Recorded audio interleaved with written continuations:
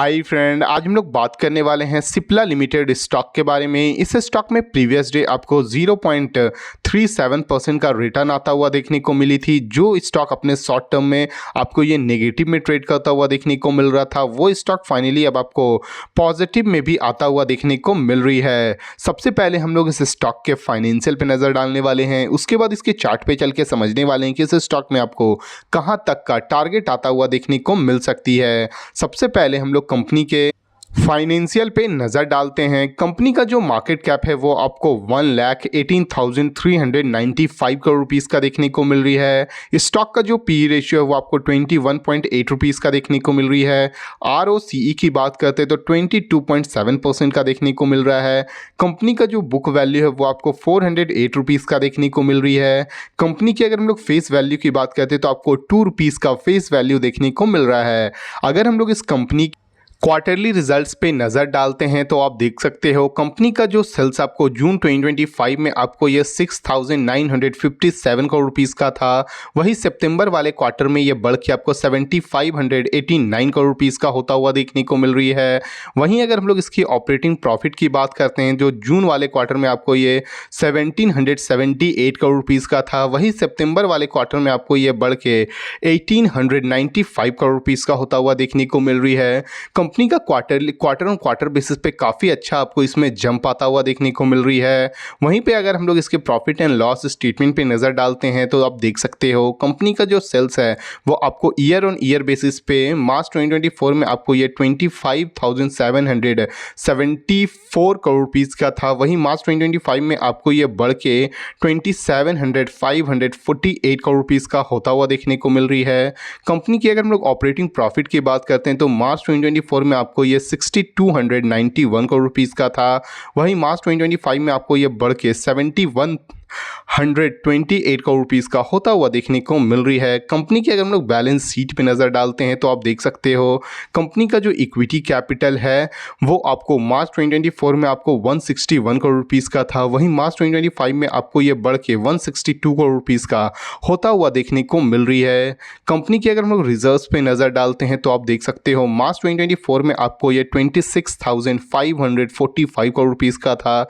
वहीं मार्च 2025 में आपको ये बढ़ के 31,032 करोड़ रुपीज़ का होता हुआ देखने को मिल रही है। कंपनी की अगर हम लोग बोरिंग पे कर्ज पे नज़र डालते हैं तो आप देख सकते हो जो मार्च 2024 में आपको ये 559 करोड़ रुपीज़ का था।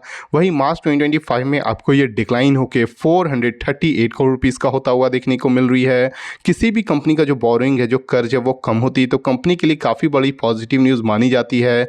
वहीं पर कंपनी का आपको रिजर्व भी बढ़ता हुआ देखने को मिल रहा है, जो अगेन इस कंपनी के लिए काफ़ी बड़ी पॉजिटिव न्यूज़ मानी जाती है। अगर हम लोग इस कंपनी के शेयर होल्डिंग पैटर्न पे नज़र डालते हैं तो आप देख सकते हो प्रोमोटर का जो होल्डिंग है आपको इसमें सितंबर वाले क्वार्टर में 29.22% का देखने को मिल रही है।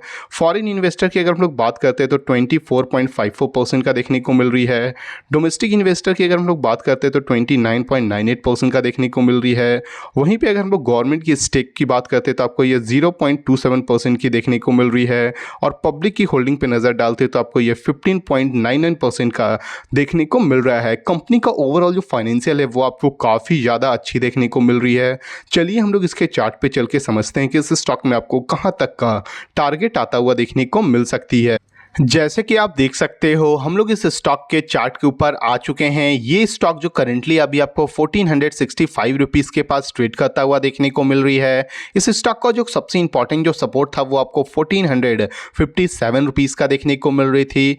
इस स्टॉक की अगर हम लोग सबसे पहला जो टारगेट की बात करते हैं तो आपको ये 1,538 रुपीज़ की होने वाली है। अगर ये 1,538 रुपीज़ को अगर ये ब्रेकआउट करती है तो फर्दर ये आपको 1,609 रुपीज़ तक जाता हुआ देखने को मिलेगी। अगर 1,609 रुपीज़ को भी ब्रेकआउट करती है तो फर्दर ये आपको 1,682 रुपीज़ से लेकर 1,700 रुपीज़ तक ये स्टॉक आपको जाता हुआ देखने को मिल जाएगी।